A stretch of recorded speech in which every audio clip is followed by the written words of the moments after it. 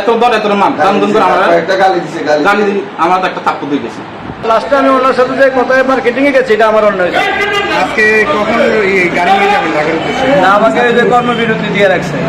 আপনার নাম কি? দেলোয়ার। আপনি বাড়ি কোথায়? গোবিন্দপুর, যে রুলেমিন চ্যানেলের বাড়ির সাথে। আচ্ছা, আপনি আজকে কত বছর এই ডিপার্টমেন্টে বাসে?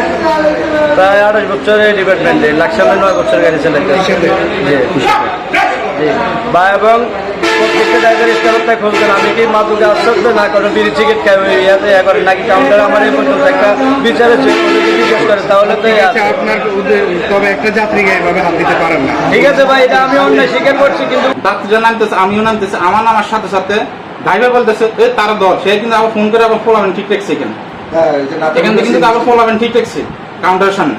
তো ভাগ্য বলা যে ঠিক করছে হে আমার আত্মীয়, সে আমার দেখে আমার তো এটাকে জানি ফার্স্টে।